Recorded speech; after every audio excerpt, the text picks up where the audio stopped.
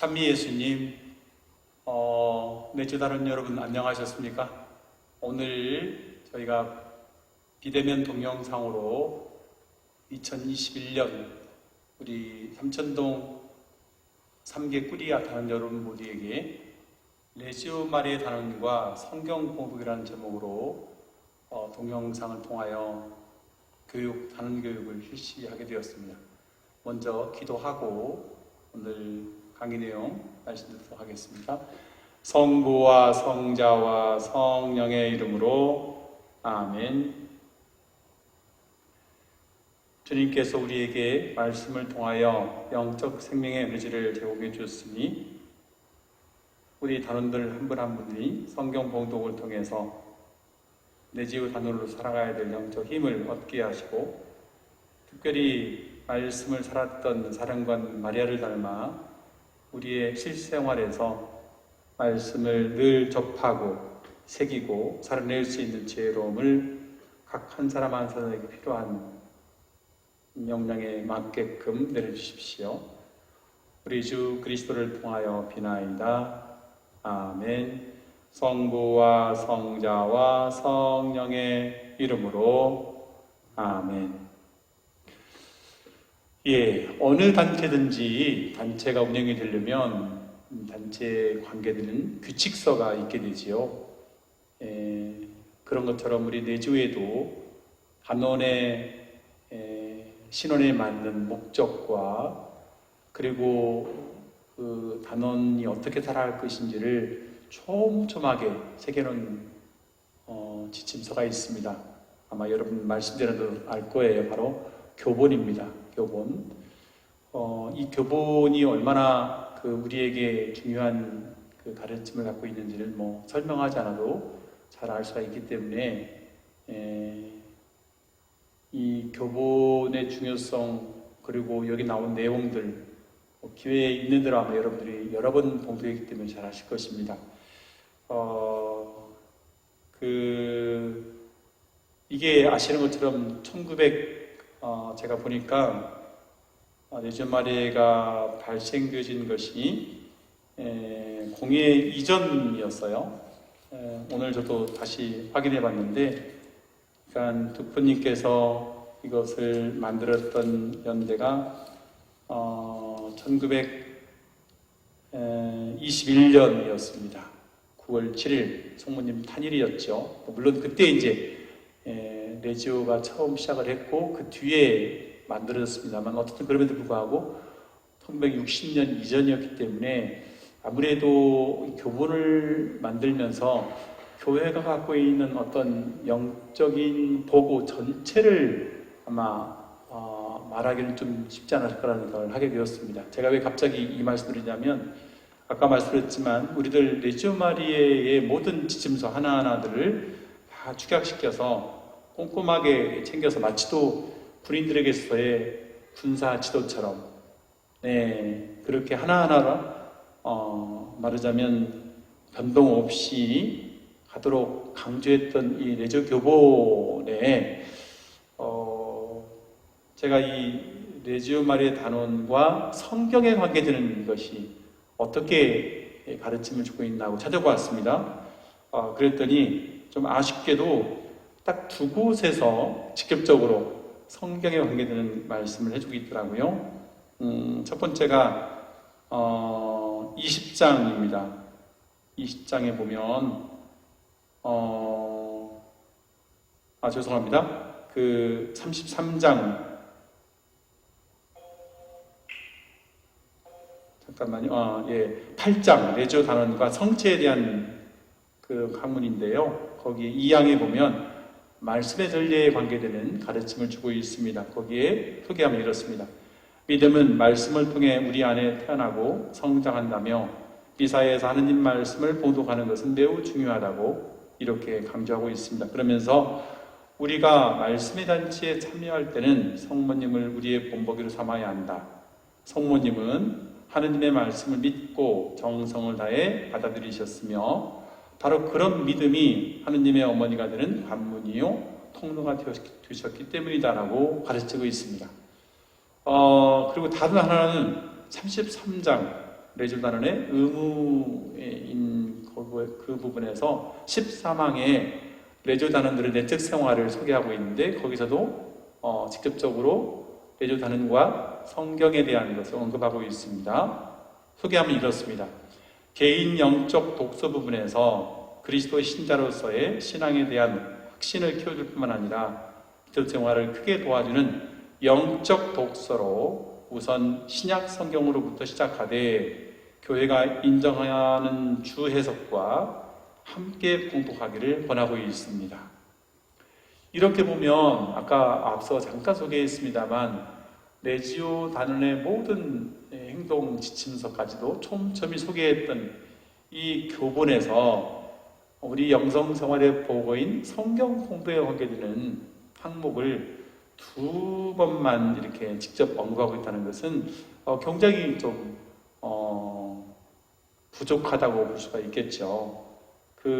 잘 아시겠지만 여기 규칙서에는 주의 참석, 묵주기도, 레지오 단원의 활동, 그리고 어떻게 보고할 것인지, 또 비밀을 어떻게 지켜야 되고 이런 형태들을 아주 촘촘하게 잘 가르치고 있거든요. 거기에 비해서 매우 한정적이면서도 빈약하다고 말씀드리지 않을 수가 없겠습니다. 그럼에도 제가 오늘 여러분 앞에 레지오 말의 단원과 성경 봉독이라고 하는 이 제목을 가지고 말씀을 드려야 할 것은 사실은 교보적인 어떤 그런 가르침보다는 우리들 교회의 가르침을 말하자면 집약시킨 거라고 할 수 있는 것만큼 중요한 성경 다음으로 중요하다고 보는 바로 이 공예문헌입니다. 공예문헌을 중심으로, 그리고 또 하나는 이 공예문헌 반포된 지 50주년 기념 때에 만들어진 바로 가톨릭 교회 교리서입니다. 이 두 가지 근간을 가지고 오늘 제가 레지오 단원과 성경 봉독에 대한 말씀을 드리고자 합니다. 우선 공예문헌 계시현장 6항에서 뭐라고 말씀드리고 있냐면, 교회는 주님의 성체와 함께 성경을 항상 존중하여 왔는데 그것은 성전과 함께 성경을 자기 신앙의 최고 규범으로 늘 간직하여 왔기 때문이라고 말하고 있습니다. 그러면서 성경은 하느님의 영감에 의해서 모든 시대를 위하여 단 한 번 기록된 것으로 하느님 자신의 말씀을 변치 않게 전하는 성령의 소리라고 말하고 있습니다. 따라서 하느님 말씀은 교회에 대하여 지탱되는 힘이 되고 교회 자녀들에게는 신앙의 힘과 마음의 양식과 영성생활에 세밀되는 그런 능력을 간직하고 있다고 이렇게 말씀드릴 수가 있겠습니다. 말하자면 히브리 작가의 말씀처럼 성경은 살아있는, 하느님의 말씀은 살아있고 힘이 있다고 한마디로 표현할 수가 있는 것이지요.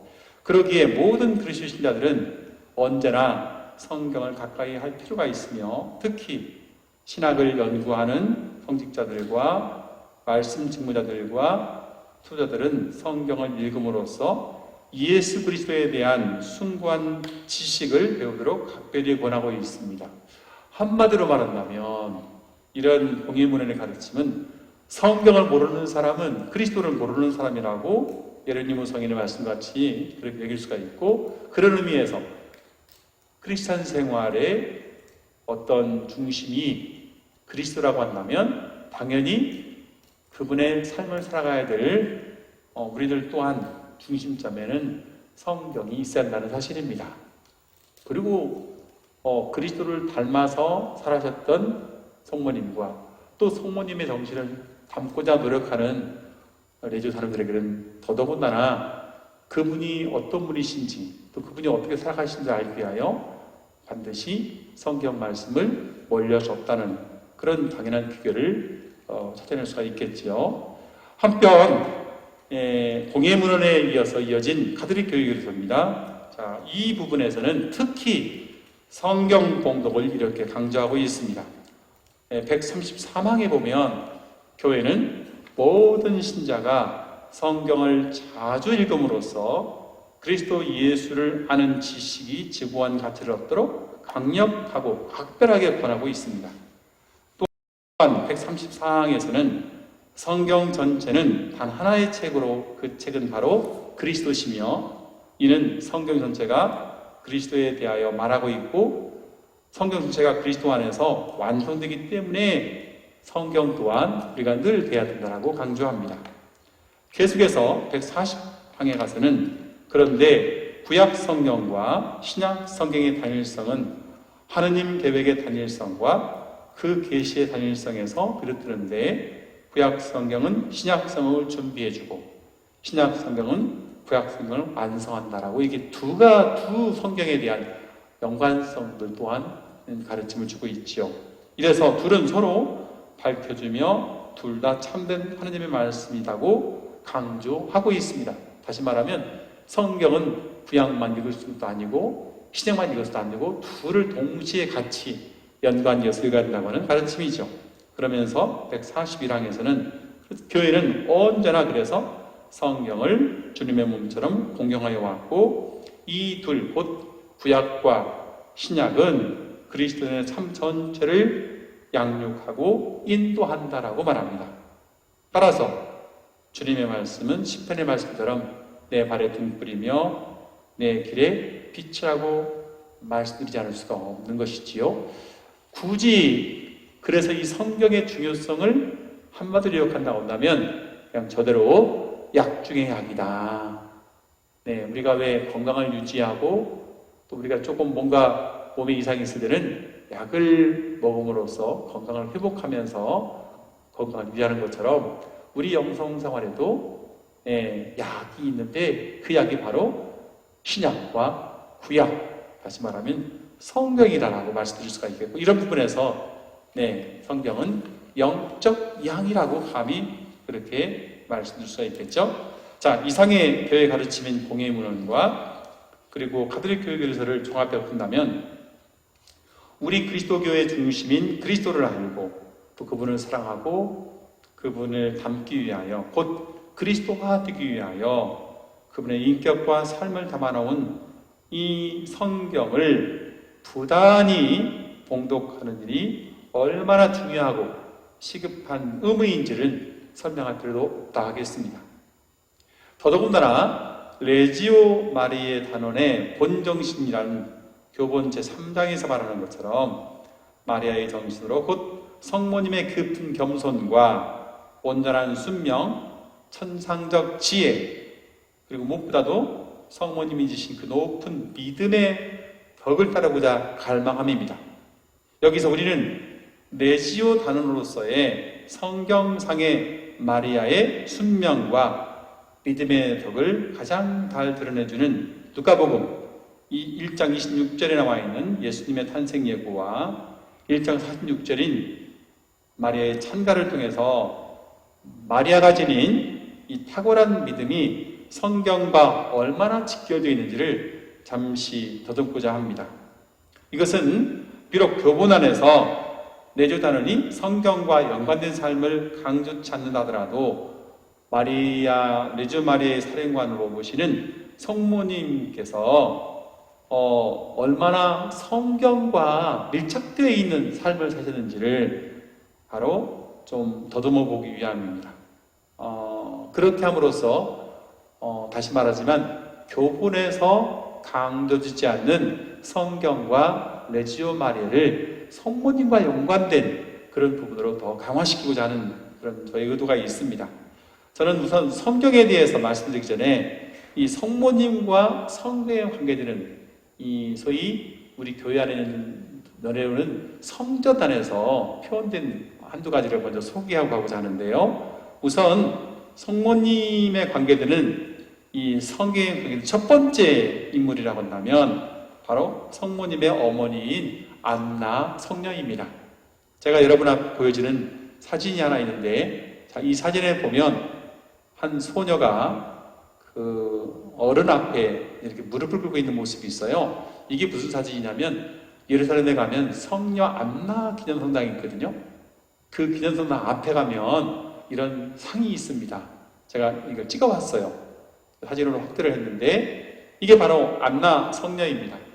그리고 여기 성모님이거든요. 설명서에 이제 그렇게 되어 있어요. 그리고 놀라운 사실은 이 안나 성녀가 지금 두루마리를 가지고 있거든요. 이게 뭐겠어요? 이게 구약 성경이에요. 그러니까 성모님께서 어려서부터 안나 성녀로부터, 어머니 성녀 안나로부터 이 성경 말씀을 들었다는 이야기입니다. 네, 굉장히 흥미롭죠.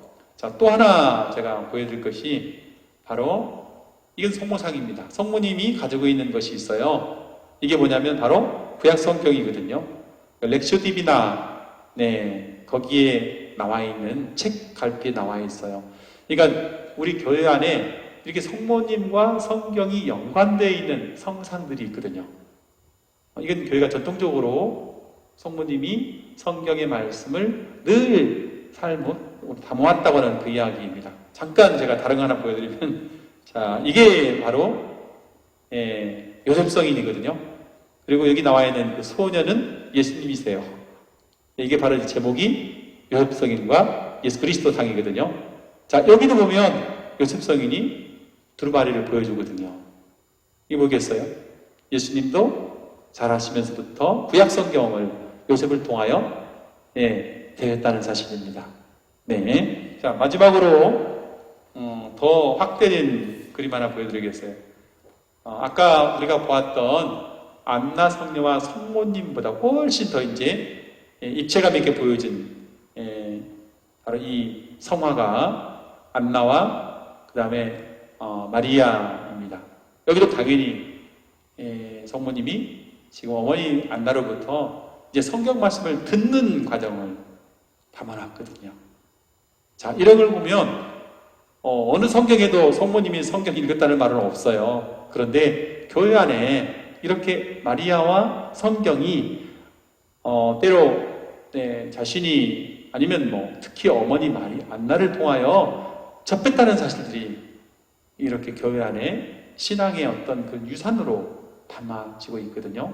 자, 이제는 그러면 성모님과 직접, 성모님이 직접 성경과 어떤 관계를 갖고 있는지를 제가 이제 아까 앞서 말씀드린 것처럼 예수님의 탄생 예고와 성모님 찬가를 통해서 보여줄 건데, 먼저 말씀드릴 것은 누가복음 사가가 예수님의 탄생 예고와 성모 찬가를 이렇게 말하자면 복음으로 쓰면서 거기에 나와 있는 성경 말씀을 그냥 창안하지 않았다는 겁니다. 사실은 여기 나와 있는 말씀들이 다 구약 성경에 나와 있는 말씀들이거든요. 그 말씀을 말하자면 편집했다고 할까요? 이런 의미가 있어요. 물론 이것은 복음사가의 의도입니다. 근데 저는 그 복음사가의 의도에다 조금 더 플러스를 시켜서 성모님이 당신 스스로가 가브리엘 전사로부터 아기 예수님의 예고를 받으면서 응답하고 그 다음에 이렇게 듣고 하는 과정들이 그냥 이렇게 당신 입에서 나온 것이 아니라 아까 우리가 봤던 이런 성전의 또는 성화의 이런 모습, 죄송합니다. 이런 모습에 나와 있던 것을 연관시켜 나온다면 이미 성모님은 성경을 알고 있다는 사실입니다. 그러니까 그거 아는 것을 그때그때 적기에 맞게끔 응답 내지는 질문을 통해서 이야기하고 있다는 사실이지요. 그래서 제가 이 구약 성경과 그 다음에 루카복음에 나와 있는 예수님 탄생 예고나 성모님 찬가하고 병행해서 소개를 좀 드리고 싶습니다. 우선 은총이 가득하신 이여 기뻐하여라. 이 천사 가브리엘의 인사말이거든요. 인사말 1장 28절 말씀은 구약성경 스바니아서에 보면 나와 있어요. 3장 14절에 딸 시오나 환성을 올려라.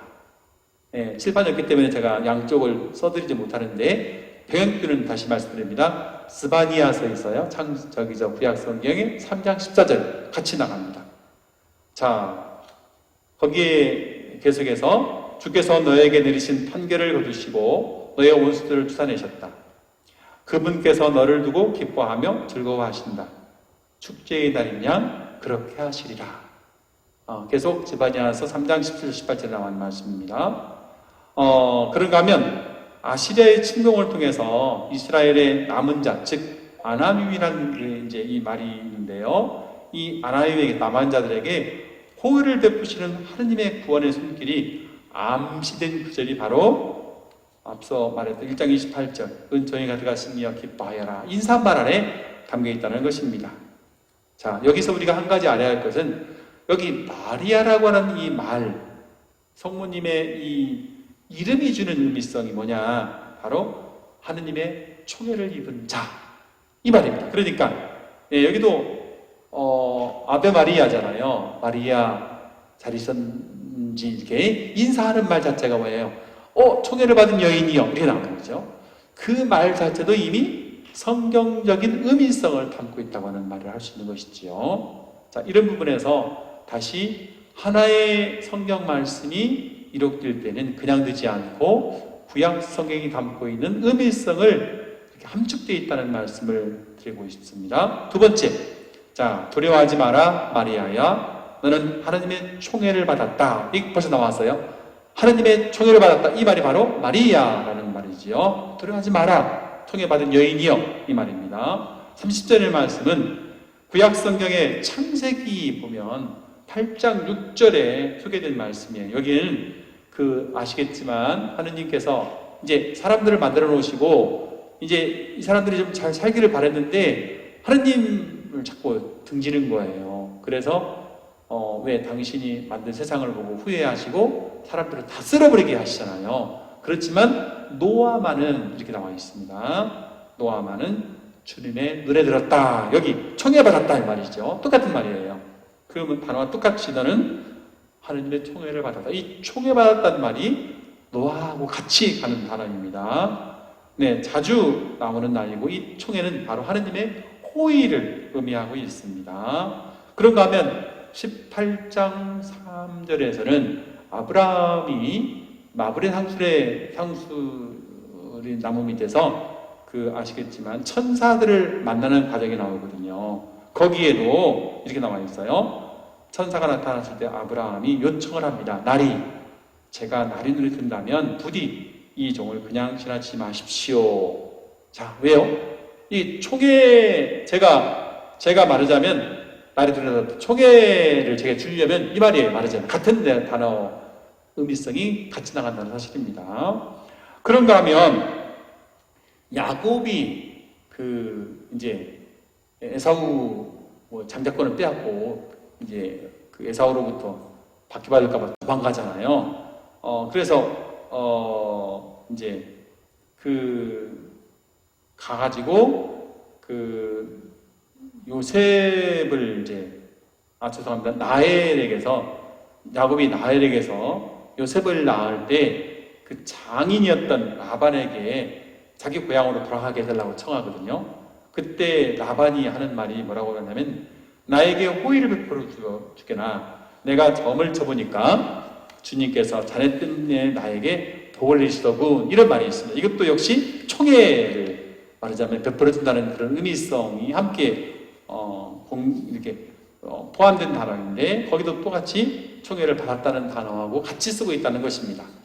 자, 그런가 하면 이제 세 번째로 보라 이제 네가 잉태하여 아들을 낳을 터이니 그 이름을 임마누엘 하리라, 이 말이 나오죠. 이건 우리가 많이 들었던 이야기죠. 31절입니다. 이 말은 이사야서의 7장 14절에 나오는 말이지요. 그러므로 주님께서 몸소 여러분에게 표징을 주실 것이니 젊은 여인이 잉태하여 아들을 낳고 이름을 임마누엘 하리라. 같은 단어로 이사야서의 말씀을 신약 누가복음에서도 그대로 이제 쓰고 있다는 것이고요. 특히 이 말씀은 시편 46편에도 나와 있습니다. 만군의 주님께서 우리와 함께 계시리라. 같이 임마누엘이라는 단어가 같이 쓰고 있습니다. 자, 마지막으로 이제 성모님의 응답이 나와요. 보십시오. 주님의 종입니다. 38절 말씀이지요. 이 38절 말씀의 응답은 룻기 3장 9절과 같습니다. 룻이 보아스의 발 밑에 누워있는 것을 보고 보아즈가 말합니다. 너는 누구냐? 라고 했을 때 저는 주님의 종인 룻입니다. 여기 주님의 종, 똑같이 마리아도 주님의 종이라는 단어를 쓰고 있거든요. 그런가 하면 사무엘 상권 25장 41절에서 다윗은 나발이 죽은 뒤에 그의 아내 아비가일에게 사람을 보내어 그녀를 아내로 맞이하게 되는데, 여기 아비가일은 이제 원래 다윗이 아비가일에 가가지고 뭘 좀 달라고 하거든요. 그러니까 아비가일이 이게 완전히 예전에 다윗에게서 입었던 은혜도 잊어버리고 그냥 지 가진 것이 뭐라고 나한테 이렇게 해서 튕겨버리거든요. 예, 그래서 이제 다윗이 화가 나가지고 와가지고 돌아와서 군사들을 풀어서 그 아비가일을 어떻게 하려고 할 때에 그 아내가 이제 이거를 알아채고 다윗에게 가가지고 그렇게 하지 않도록 이렇게 하는 그 과정에서 하는 이야기가 나옵니다. 여기서 보면 이 종은 날이 부하들이의 발을 씻어주는 계집종입니다. 여기 종이라는 단어 우리가 부정화되어 있는데 부정한 것이 아니라요. 사실은 구약 성경에 나와 있는 종은 주인이 얻고 있는 모든 것이에요. 모든 것을 다 고스란히 자신도 입게 된다는, 소위 말하는 복은 호의를 입는다, 이런 단어가 될 수 있겠죠. 어쨌든 간에 그래서 마리아가 마지막에 주님의 종이라고 하는 응답을 이렇게 하게 되는 것은 앞서 말했던, 제가 조금 헷갈리게 말했네요. 그 나발이었어요. 이 나발의 그 부인이었던 아비가일도 똑같이 말하자면 다윗이 입었던 호의를 저도 입는 그런 사람이라는 그런 이야기를 쓰고 있는 점에서 이미 마리아는 구약 성경의 이 아비가일의 이 언어를 알고 있다는 사실입니다. 그런 의미에서 자신 스스로가 주님의 종이라는 단어를 쓰고 있다는 것이죠. 이렇게 보면 아까 다시 반복됩니다만 누가복음에 나와 있는 탄생 예고, 아기 예수님의 탄생 예고는 그냥 나온 게 아니라 구약 성경의 이곳저곳의 내용들을 그대로 병행하고 있는, 정신을 담고 있는 날이라고 볼 수가 있겠다는 것이지요. 자, 이제 성모찬가, 우리가 너무 잘 알고 있는 성모찬가 내용을 잠깐 보고 가겠습니다. 거기 맨 처음에 내 마음이 나의 구원자 하느님 안에서 기뻐 뛰니 47절 이하는 너무 잘 알고 있죠. 한나, 사무엘의 어머니 한나가 아기를 잉태했음을 이제 인지하고 나서 부르는 노래였죠. 어머니 한나가 임신한 뒤에 부른 외침입니다. 제 마음이 주님 안에서 기뻐 뜁니다. 똑같아요. 사실은 그 말마디가. 그런 거 보면 누가복음 1장 47절과 사무엘 상권 2장 1절은 같은 거라고 볼 수 있고, 이런 병행기는 시편 34의 4절, 69의 31절, 이사야서 61장 10절, 그리고 하박국 3장 18절에도 같이 병행해서 쓰고 있다는 것입니다. 두 번째는 그분께서 당신 종의 비천함을 구워보셨기 때문입니다. 48절은 똑같아요. 한나가 1장 사무엘 창권 1장 11절에서 그 엘리 예언자가 있는 성전에 들어가 기도드린 내용과 같습니다. 만군의 주님, 이 여종의 가련한 모습을 눈여겨보시고 저를 기억하신다면 당신의 저에게 아들 하나를 점지해 주십시오. 같은 종의 비천함을 구워보십시오. 같은 병행규나 의미성을 띠고 있다는 것입니다. 세 번째로, 이제부터 과연 만세가 나를 행복하다 하리니 48절 말하자면 하에 나와 있는 내용은 창세기 30장 13절에 레아의 몸종 질바가 야곱에게 둘째 아들을 낳아주니 레아가 말합니다.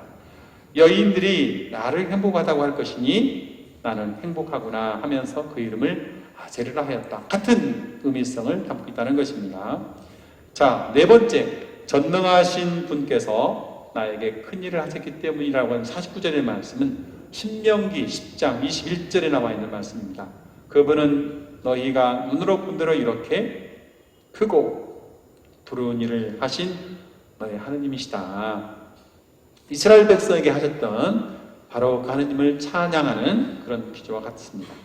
자, 다섯 번째로, 그분의 자비는 대대로 당신을 경외하는 이들에게 50절에 나와 있는 말씀은 10편에 나와 있는 100편 5절에 나와 있습니다. 주님은 선하시고 그분의 자애는 영원하며 성실은 대대에 이릅니다. 같은 10편 규절입니다. 이 10편 규절은 61편 6절이나 103편 17절에도 같은 표현들을 쓰고 있습니다. 여섯 번째로, 통치자들을 왕좌에서 끌어내시고 하는 52절에 있는 그 상절 말씀은 욥기 12장 19절에 나와 있는 말씀과 같습니다. 거기에 보면 사제들을 맨발로 끌어가시고 권세가들을 넘어뜨리시는 분, 이렇게 욥의 외침들이 함께 더해져 있습니다. 그리고 7번째, 비천한 이들을 들어높이셨으며, 이것도 아까 앞서 소개했던 사무엘 상권과 같이 나갑니다.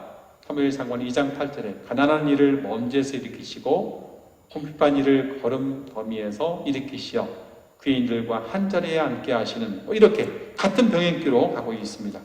자, 당신 자비를 기억하시어 54절에 나와 있는 그 약속 지킴에 대한 것은 창세기 8장 1절에 하느님께서 노아와 그와 함께 방주에 있는 모든 들짐승과 길짐승을 기억하셨다는 말씀과 같습니다. 그리고 이사야서 41장 8절에서 9절에 보면 너 이스라엘 나의 종아 내가 선택한 야곱아 내가 너를 땅끝에서 데려오고 그 가장자리에서 불러와 너에게 말한다. 너는 나의 종 내가 너를 선택하였고 너를 내치지 않았었다. 자, 이것도 선택에 대한 말씀, 자비를 기억해서 이스라엘 버려진다는 말씀과 같은 병행기라는 것입니다. 마지막으로 9번째, 우리 조상들에게 말씀하신 대로 그 자비가 아브라함과 후손에게 영원히 미칠 것입니다. 55절의 말씀도 구약 성경에 보면 마가서가 있습니다. 소예언서인데요. 거기에 보면 7장 20절에 먼 옛날 당신께서 저희 조상들에게 맹세하신 대로 야곱을 성실히 대하시고 아브라함에게 자애를 베풀어 주십시오. 이렇게 나와 있습니다. 그 자비를 기억해서 자비를 요청하는 그런 내용들이 바로 9번째 조상들에게 말씀하신 대로 아브라함과 후손에게 영원히 미친다는 단어와 같이 쓰고 있다는 것입니다. 자, 이 부분은 시편 18편 51절에 나와 있습니다. 주님께서는 당신 임금에게 큰 구원을 베푸시고 다윗과 후손에게 영원토록 자애를 베푸신다. 이상으로 보면 구약 성경에 나와 있는 창세기, 신명기, 이사야서, 시편, 스바니야서, 마가서, 자, 이런 기타의 성경 말씀들을 분명히 마리아도 인지하고 있다는 사실, 알고 있다는 사실이죠. 네, 그래서 가브리엘 전사의 방문을 받고 또 당시 스스로가 엘리사벳한테 이제 가서 방문을 받고 나서 말하자면 복된 여인으로 이렇게 칭송을 받고 났을 때 당신이 이렇게 말하자면 노래로 하느님을 찬미하는 그런 내용의 구약 성경의 내용들을 이렇게 당신이 읊었다는 것입니다. 전혀 모르고서 할 수 없다는 것이지요. 그러고 보면 굳이 우리가 이렇게 말할 수 있습니다. 마리아는 성경에 해각하셨다 하는 것입니다. 특히 말마디 주님의 종, 처녀 잉태, 아브라함의 후손, 하나님의 약속에 대한 것, 그 다음에 하나님에 대한 신뢰, 이 모든 것들이 그냥 나타나는 게 아니라 성경에서 분명히 당신 스스로가 감지했다는 것입니다. 그렇다면 그분이 성경을 감지하고 알았다는 이야기는 결국 성경을 늘 대했다는 말, 이것과 직결될 수가 있겠습니다. 자, 그래서 마리아의 순종과 믿음 또한 말씀에 대한 봉독과 책임에서 연관되어 버려졌다라고 말씀 수가 있겠고, 이런 점에서 앞으로 마리아의 믿음을 본받고자 하는 레저다는 우리 또한 말씀 봉독과 말씀 책임 그리고 그걸 생활하는 것에 인색지 않아야 한다는 사실들을 거듭거듭 다시 한번 강조드리면서, 그렇다면 어떻게 말씀을 이제 우리가 실생활 안에서 구체적으로 대할 것인지 거기에 대한 원리와 방법론을 간단하게 소개하면서 강론을 마치고자 합니다. 우선 말씀 봉독의 원리를 말씀드리면 앞서도 잠깐 소개했습니다만 성경은 그냥 쓰는 게 아니지요. 성령의 영감을 받아서 기록된 하느님의 말씀입니다. 다시 성령의 영감을 받아 기록되었습니다. 그렇기 때문에 이 말씀을 봉독할 때, 대할 때도 반드시 성령의 영감의 도움이 필요합니다. 그것이 없으면 성경은 그냥 독서예요. 말하자면 어떤 이야기, 아니면 좀 죄송합니다만 하나의 소설, 이렇게 될 수 있어요. 또 심지어는 어떤 분 같은 경우에는 성경을 연구하는 뭐 어떤 텍스트밖에 되지 않아요. 근데 우리에게서 성경은 그럴 수 없습니다. 성경은 성령의 영감으로 기록됐기 때문에 기록된 이 성경의 말씀이 다시 우리에게 감지, 이 말씀의 의미, 이것들이 잘 들어오기 위해서도 성령의 영감이 꼭 필요합니다. 그렇기 때문에 뭐 뒤에서도 나오겠습니다만 성경을 봉독하기 전에는 꼭 성령의 영감을 요청하는 기도, 그리고 마음의 자세가 반드시 필요합니다. 예를 들면 다정하게 경건하게 성경을 내가 이렇게 대해야 한다는 사실입니다. 여러분 아마 신약 성경에 보면 사도 바울가 쓰신 데살로니가전서가 있는데요. 거기 2장 13절에 보면 바울 사도가 데살로니가에 있는 신자들에게 굉장히 이제 신앙에 대하여 또 뭐 당신 도움에 대하여 이렇게 그 감사하는 부분이 있어요. 그런데 첫 번째로 바울 사도가 데살로니가전서에서 그 데살로니가인들에게 감사하는 부분이 나와 있어요. 거기를 제가 잠깐 들어보세요. 2장 13절에 나와 있는 건데요. 우리가 전하는 하느님의 말씀을 들을 때 여러분이 그것을 사람의 말로 받아들이지 않고 사실 그대로 하느님의 말씀으로 받아들였기 때문입니다. 이렇게 되어 있습니다. 이게 감사하는 거예요. 무슨 말씀인지 아시겠죠? 그러니까 사도 바오로가 데살로니가인들에게 이제 뭐 우리로 말하면 교리를 이렇게 전했겠죠. 그런데 그 교리를 그 당시에 데살로니가인들이 그냥 바오로의 말로 듣지 않고 이대로예요. 하느님의 말씀으로 듣었다는 겁니다. 이거 대단한 거예요. 그러니까 똑같은 말을 하고 있지만 그 말을 단순한 인간의 말이 아니라 하느님의 말씀으로 받아들였다.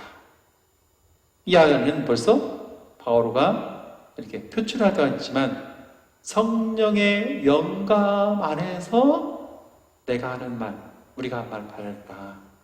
이건 뭐예요? 믿음을 바탕으로 말씀을 받아들였다는 것이죠. 그것에 대한 감사로움이 있어요. 저도 이 부분 강조하고 싶습니다. 다시 성경의 말씀, 글자를 글자로 보지 않고 바로 글자 안에 숨어져 있는 그리스도의 인격.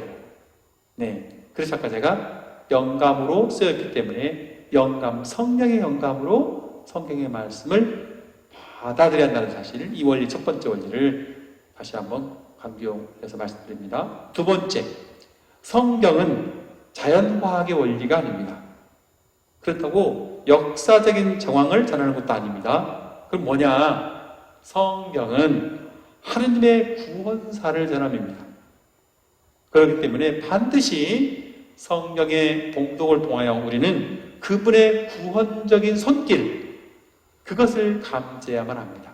물론 그 안에 뭐 때때로 어떤 자연현상이나 또는 역사적인 것들이 무시되지는 않아요. 그렇지만 그것을 가지고 심지어 뭐 이런 말씀 드리면 그러겠는데, 제가 언젠가 버스를 타고 가는데 개신교 신자들이 서로 성경에 대한 얘기를 하고 있더라고요. 그러면서 뭐 그 창세기에 나와 있는 그 여섯째 날 뭐 그것이 과학적으로 입증이 되고 뭐 그런 이야기를 하고 있어서 제가 이걸 어떻게 해야 되나 그랬거든요. 물론 이야기할 수도 있어요.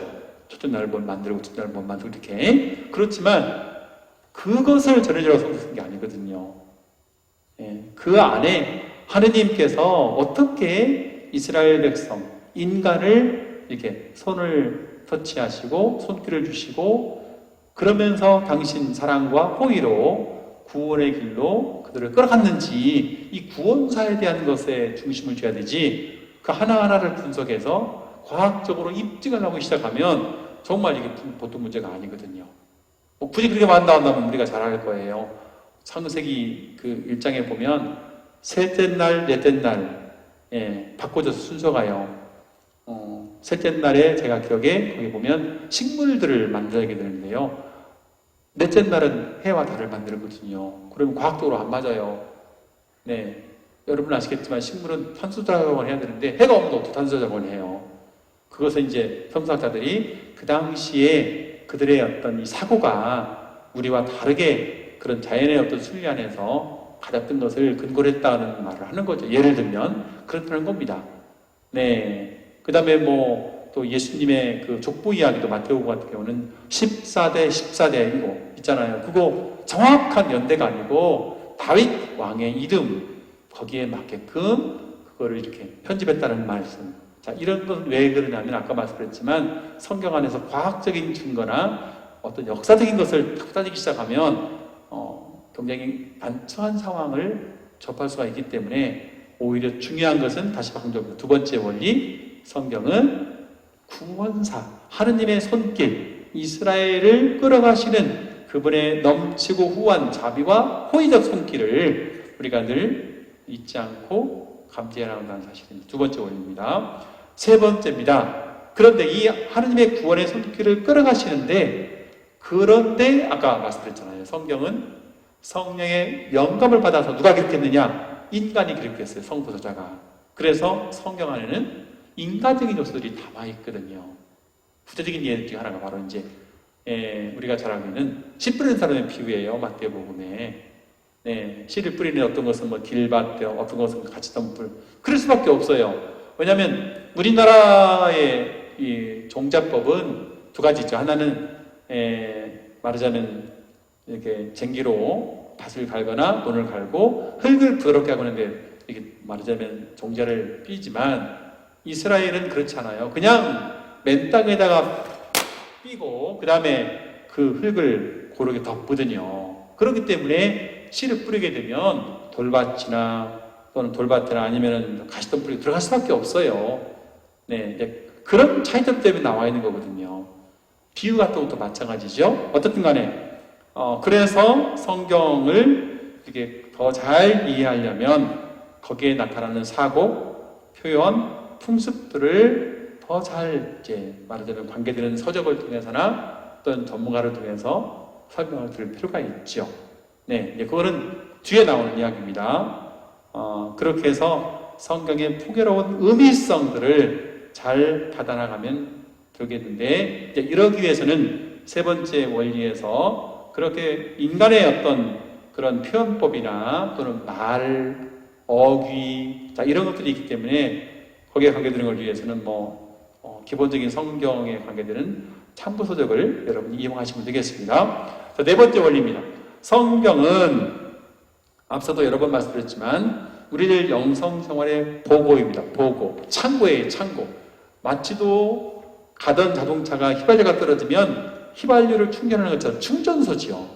그런 것처럼 우리들 영적 에너지의 보고이기 때문에 그냥 한 번 보고 말 것이 아니라 매 순간순간마다 평생 동안 봉독하고 자주 내가 내 안에 새기는 더 나아가서 기도를 동반하는 그런 부분으로 꾸준히 대하는 이 네 번째 원리를 말씀드리고 싶습니다.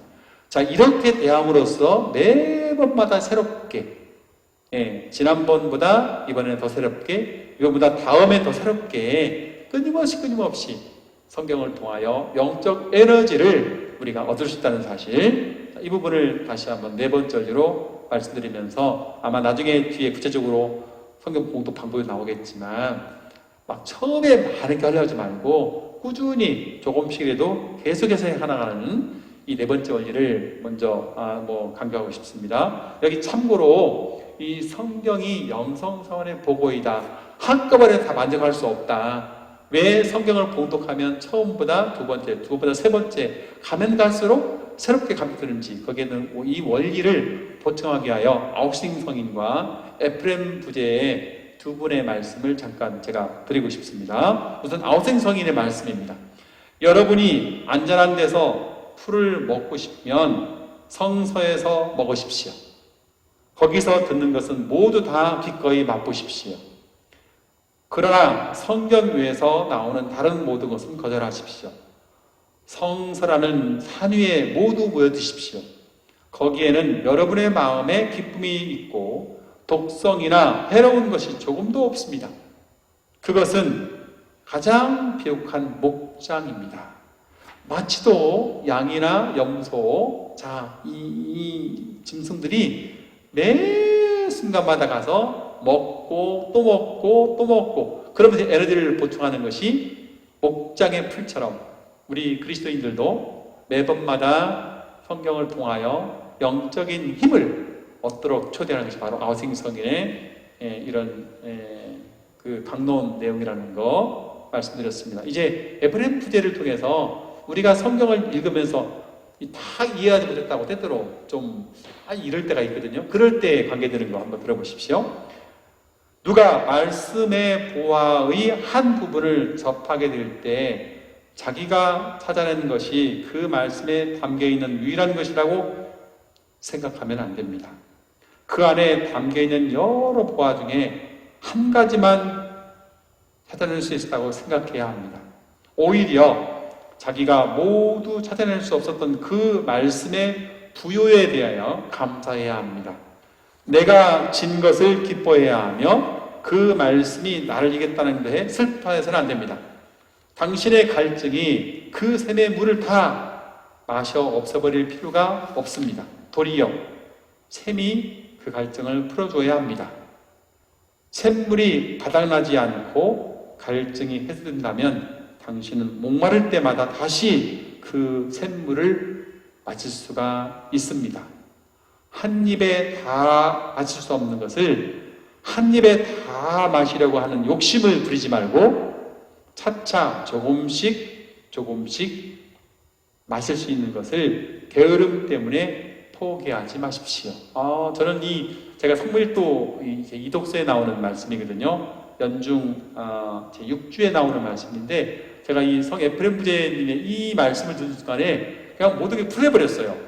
어떤 때는 성경 말씀을 이렇게 읽다가 이게 왜 이렇게 이해가 안 되지? 왜 이렇게 어렵지? 왜 이렇게 안 맞지? 그래서 저도 굉장히 제가 신학교도 그렇고 신부제도 그렇고 좀 투덜거렸는데 이걸 읽는 순간에 그렇구나.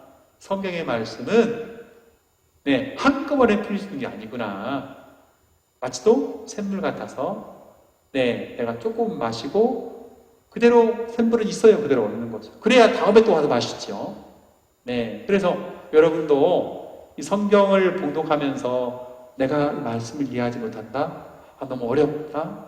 나는 왜 이것밖에 안 되지? 라고 스스로를 자꾸만 이렇게 자책하지 않도록 권고드리고 싶습니다. 그것은 곧 성경이 그만큼 풍요롭다는 이야기고 그 풍요로움은 결국은 나를 나중에 목마름 그 다음에 나의 갈증을 풀어주는 셈이라는 것이죠. 그래서 언제든 다시 와서 그때 다시 마셔보면 작년에 몰랐던 것을 올해는 알게 되는 거거든요. 이 부분에서 다시 한번 네 번째 원리, 성경의 무고한 아주 풍요로운 영적 보고에 대하여 우리가 늘 그걸 기뻐하고 감사할 수 있는 마음들을 해주시기 바라겠습니다. 이제 마지막으로 그러면 이런 네 가지 원리를 구체적으로 성경 봉독에 어떻게 적용할 것인지를 6가지 부분으로 잠깐 간단하게 소개하고 마치겠습니다. 우선 성경은 앞서도 말했지만 하루에 다 하려고 하지 마십시오. 몇 달에 하려고 하지 마시고 조금씩 중단하지 말고 끊임없이 마치도 한꺼번에 밥을 먹을 수 없는 것처럼 적당한 양을 가지고 꾸준히 성경 공부할 것을 권합니다. 제가 이 성경을 보니까 우리 가톨릭에서는 신약 46권하고 27권하고 구약이 46권입니다. 모두 73권인데요. 그 장을 보니까 구약 46권이 1068장입니다. 그리고 신약 27권은 260장이에요. 그래서 73권에 1328장이에요. 자, 이것을 하루에 3장씩 봉독해보면 365일이니까 얼마가 되느냐? 1년 2개월 반 걸립니다. 그리고 하루에 4장씩 봉독해보니까 얼마가 되느냐? 1년은 1년. 무슨 말씀인지 아시겠죠? 저는 사실 제가 오늘 성경을 제가 안 가져왔는데 하루에 보통 장으로 하거든요. 요즘에는 1장씩, 한 장씩만 읽어가고 있어요. 그런데 전에는 제가 3장, 4장 그걸 해봤거든요. 현재 지금 5번째 이제 봉독을 이렇게 하고 있는데 쓰고 나면 이제 그걸 제가 이렇게 써놓는데 어쨌든 꾸준히 조금씩이라도 아주 습관이 되어서 이제 어떤 때는 성경을 봉독하지 않으면 잠이 안 오는 거죠. 그래서 잠자리에 가다가 다시 와서 조금이라도 봉독하고 가는데요. 이렇게 조금씩 꾸준하게 봉독하는 것을 권하고 싶습니다. 특히 봉독입니다. 눈으로 읽지 마시고 소리를 내서, 왜냐하면 말씀이 우리에게 들려와서 사도 바울의 말씀처럼 들음에서 우리 신앙이 비롯되기 때문에요. 눈은 보는 거거든요. 확인하는 거거든요. 꼭 소리를 내서, 내 목소리지만 소리를 듣는, 자, 이쪽을 봉독이라고 제가 말씀드렸으니까 하루에 일정한 양, 석장이면 석장, 넉장이면 넉장, 아니면 두장이면 두장 좋습니다. 소리 내서 장에 맞게끔 꾸준하게 갈 수 있는 것을 구체적인 방법론으로 제시합니다. 두 번째입니다. 가능하시면 이제 창세기 1장부터 묵시록까지 그렇게 쭉 그렇게 뭐 가셔도 좋고, 그렇지 않으면 목록표를 가지고 성경을 읽어가는 것도 권하고 싶습니다. 제가 이번에 이거 준비하면서 목록표를 몇 개 지금 가져봤거든요. 아마 다 아실 거예요. 지금 목록표 여기 보면 우리 본당에서 하고 있는 말씀의 법 목록표거든요. 이것도 순서대로 되어 있어요. 그리고 아마 여러분 잘 아시겠지만 이미 여러분이 시작되어 있다는 레지아에서 준 성경 2021년에서 2020년까지 성경 읽기 목록표, 아주 저는 잘 됐다고 생각해요. 이 목록표도. 왜냐하면 이 목록표대로 가면 보통 이제 3장 정도로 했더라고, 이게 보니까요. 3장에서 4장 정도로. 그래서 목록표가 있으면 내가 성경을 봉독하고 체크를 할 수 있기 때문에 굉장히 자기가 어디까지 봉독했고, 또 체크가 안 돼 있으면 날짜가 안 맞기 때문에 조금 더 해서 이렇게 되면 유리합니다. 목록표를 갖고 있으면 빠질 수가 없어요. 체크해 나가야 되기 때문에. 그래서 저는 이 부분, 레지아에서 말하고 있는 성경 읽기 목록표나 또는 아까 말씀드렸지만 우리 본당에서 하고 있는 말씀의 벗에서 하고 있는 거. 근데 이제 요거는 순서대로 되어 있고요. 우리 것은 구약을 일부 하고 신약 중간에 들어가 있죠. 아마 성경을 봉독하는데 굉장히 지루하고 힘든 경우에는 저는 저희 삼천동 거 이렇게 구약에 어느 거 했다가 신약 들어가고 이렇게 양쪽으로 엇갈림도 굉장히 있다고 생각해요. 그래서 어쨌든 간에 여러분대로 하나를 선택해서 봉독할 것을 권하고 싶고요. 참고로 또 하나 드린다면 바오로에 따라서 나와 있는 영적 일기와 함께하는 내 하루 성경이라는 것이 있어요. 이거는 아마 그 책자로 되어 있는데 지금 책자를 제가 못 찾았습니다. 강의를 준비할 때는 봤는데 오래됐다 꽂았는지 죄송합니다. 나중에 바오로톤을 가서 한번 물어보시면 되겠고요. 이게 좋은 것은 이제 주제별로 또 이렇게 되어 있어요. 그래서 지루하지 않게끔 볼 수 있는 그런 또 이점이 있더라고요. 어쨌든 여러분대로 한번 참고해서 봐주시길 바라겠습니다. 자, 세 번째입니다. 봉독을 하면서 말씀을 이렇게 하다 보면 내 안에 와닿는다는 말씀이 있거든요. 그 말씀을 가능하시면 표시를 좀 해놓으세요. 어떤 분은 표시해가지고 따로 기록하는 분도 계세요. 그런 분도 좋겠지만 적어도 그렇지 않다면 거기에 이렇게 그 빨간 뭐 색연필이나 그 볼펜도 그렇고요. 그걸로 주시면 좋습니다. 저는 그 봉독할 때마다 그걸 해서 그걸 보면 제가 이제 알아요. 이거 몇 번째 표시를 해놨네. 근데 어떤 때는 표시된 것도 표시가 되고 어떤 때는 표시 안 된 것에 가기도 하고, 그래서 그런 이점도 있고요. 표시가 되면 아무래도 성경을 봉독하고 나서 한 번 더 표시된 것을 이렇게 입으로 외우거나 소리낼 수 있고, 어떤 때는 뭐 외우기도 하죠.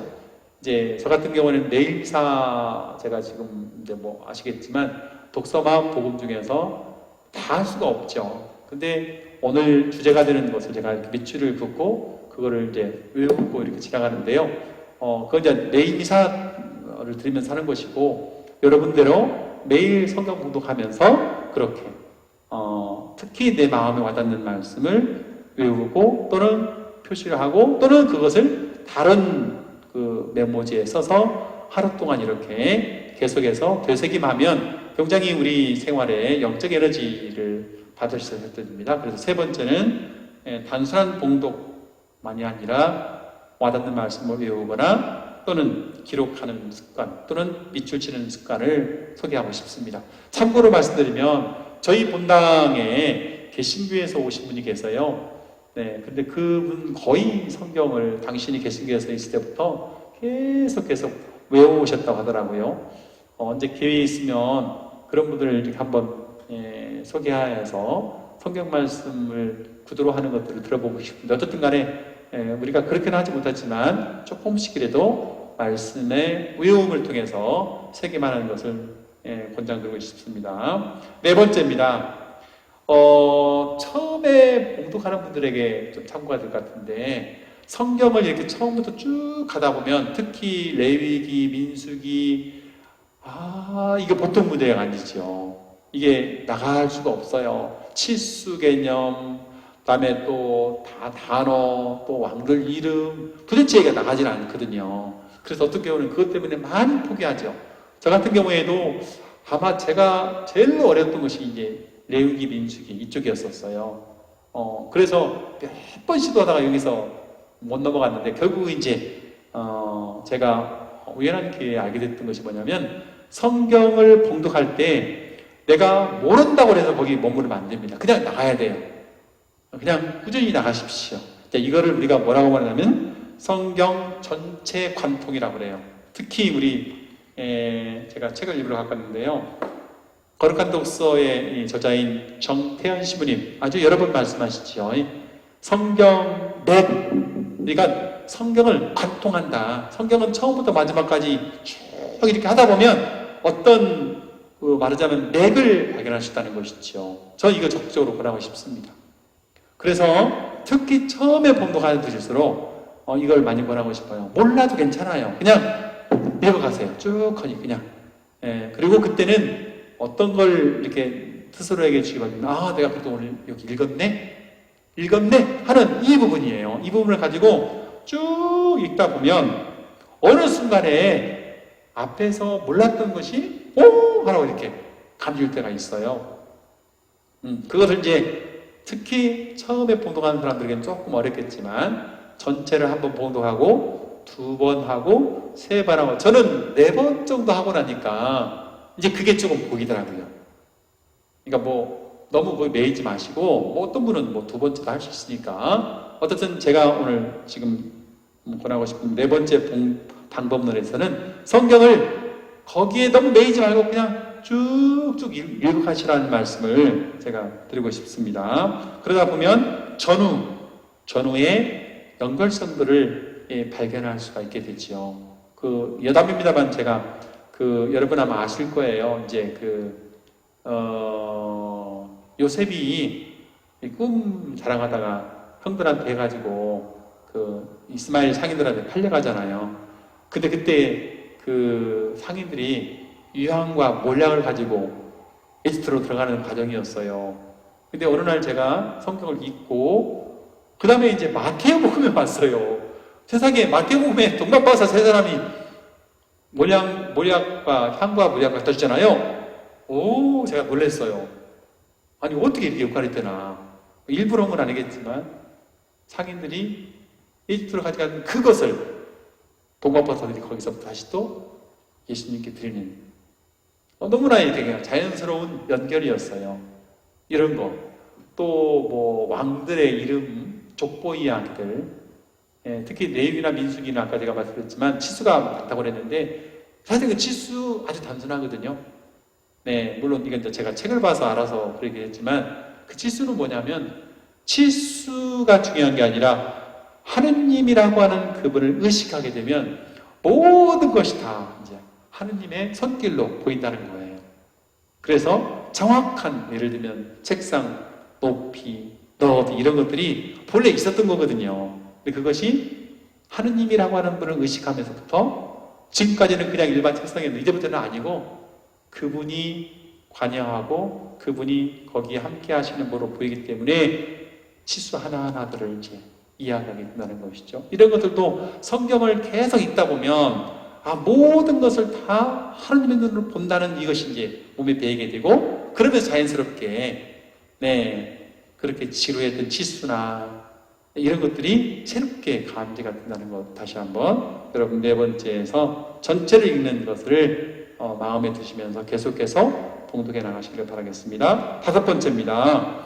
이 성경을 같은 이야기인데요. 성경으로 이해하는 것 굉장히 이제 이거 권하고 싶습니다. 물론 참고서 볼 필요 있어요. 어떤 경우는 그렇지만 가능하시면 성경을 성경으로 계속 읽어가는 것을 하다 보면 어떤 때는 성경의 말씀이 지가 알아서 풀어주셔요. 이렇게 그거는 이제 반복하면서 우리가 배울 하나의 터득점이라고 말씀을 드리고 싶습니다. 마지막으로 여섯 번째입니다. 첫 번째는 어떻든 간에 완성을 했다는 것으로 의미성을 주기 바라고, 두 번째부터는 괜찮다면 주제별로 또는 계층별이라고 하죠. 아까 말씀드렸습니다. 구약의 어느 정도를 읽고 신약의 어느 정도를 읽는 거예요. 이렇게 말하자면 구약의 역사서와 신약의 사도행전, 이 양쪽이 대칭을 이루면서 편집적인 부분에서 연관되어 있어요. 그런 부분에서 이제 도움을 주시는 것이 바로 우리 정태현 신부님의 거라독서 책 창조입니다. 이게 8권이 나와 있는데요. 가능하시면 저는 2번이나 3번 정도 봉독하신 분들은 이 책을 한번 한두 권이라도 구입해서 보시고, 이렇게 또 성경이 연결되어 있네라고 보시면 아마 성경 봉독에 훨씬 도움이 될 것입니다. 그래서 2번이나 3번째 분들에게는 전체를 통과하는 것보다 이제 주제나 대칭을 통하여 성경의 어떤 그런 풍요로운 의미성들을 이렇게 좀 감지해 나가시기를 바라고 싶고, 특히 반복되겠습니다. 구약과 신약을 교차해서 읽는 법. 지금 우리 삼탄동에서 하고 있는 부분이거든요. 자, 이 부분도 굉장히 중요한 봉독법입니다. 그렇게 해서 구약과 신약이 서로 연관되어 있다는 것을 여러분 스스로가 성경을 봉독하면서 감지할 수 있기를 원하고 싶습니다. 자, 그렇게 하고 특히 이 성경 주머니, 이게 아까 제가 말씀드렸던 대칭법이나 또는 교차법들을 주어지는 이런 책들이 있다고 하는 거, 다 생활성서사에 나와 있는 작은 책들입니다. 참고해서 여러분께 소개를 하고 싶습니다. 자, 이제 마지막으로 지금까지 성경 6가지 구체적인 방법론을 좀 드리겠는데, 어떻든 간에 이러저런 방법론을 가지고 성경을 이렇게 대하면서 자기대로 성경을 하나의 문장으로 말하자면 소개한 그 글이 쌍백합 2010년 보모입니다. 제 28호에 나와 있습니다. 혹시 기회 있으시면 성경을 이렇게 봉독하면서 나에게 성경은 무엇일까? 여러분대로 한번 고민을 해보시고, 나에게 성경은 이것이다 라고 하는 이야기를 여러분 봉독 안에서 한번 좌우명이라고 할까요? 아니면 성경 봉독자가 말하자면 세운 어떤 그런 깃발이라 할까요? 이런 걸 한번 마련해 보시기를 바라겠습니다. 오늘 1시간 정도 강의 좀 제가 좀 이렇게 딱딱하게 드렸는데 그래도 잘 들어주신 여러분께 감사하면서 여기 몇 가지만 제가 소개해 보겠습니다. 나에게 성경은 약이다. 아까 제가 구약과 신약 얘기했는데, 왜냐하면 마음의 상처와 육신의 병을 치유해 주기 때문이다. 만경성당의 한 자매님이 말씀해 주셨어요. 봉독하면서 자기대로 감기한 것이죠. 그런가 하면 우리 어떤 분이 이렇게 말했네요. 나에게서 성경은 기사 회생이다. 왜냐하면 기쁨을 주고 사랑을 심어주어 회심하게 해 생기 넘치게 끌어주는 말씀이기 때문이다. 네. 그런가 하면 어떤 분도 이렇게 말했어요. 나에게 성경은 주마등이다. 왜냐하면 그때그때의 상황에 맞게 지혜를 주시고 삶의 등불이 되기 때문이다. 네, 의미 있죠. 네, 저도 이거 보면서 제가 굉장히 놀랐어요.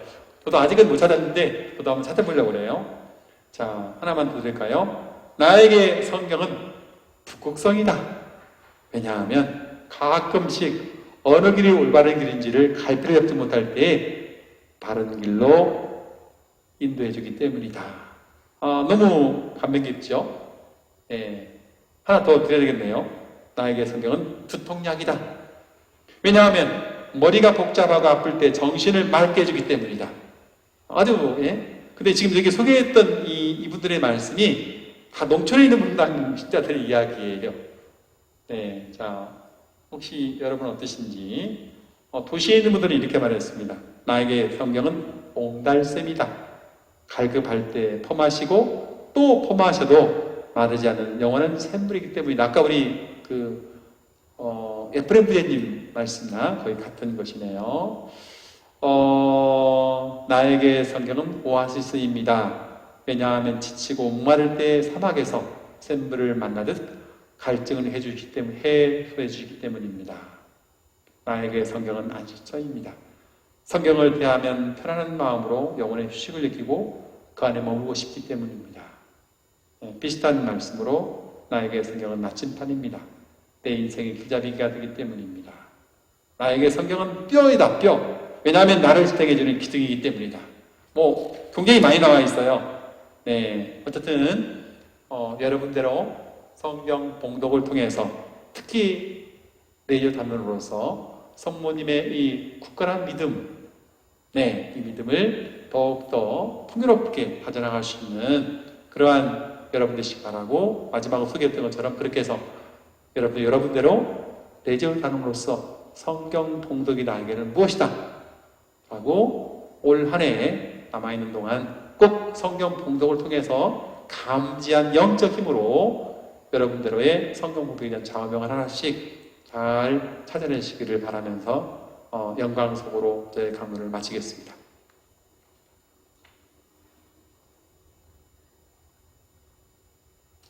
영광이 성부와 성자와 성령께 처음과 같이 이제와 항상 영원히 아멘. 성부와 성자와 성령의 이름으로 아멘. 강연 들으신 여러분 감사드리고요. 특히 동영상 촬영할 때마다 수고해 주신 우리 홍보위원장님 감사드립니다. 고맙습니다. 건강 조심하십시오.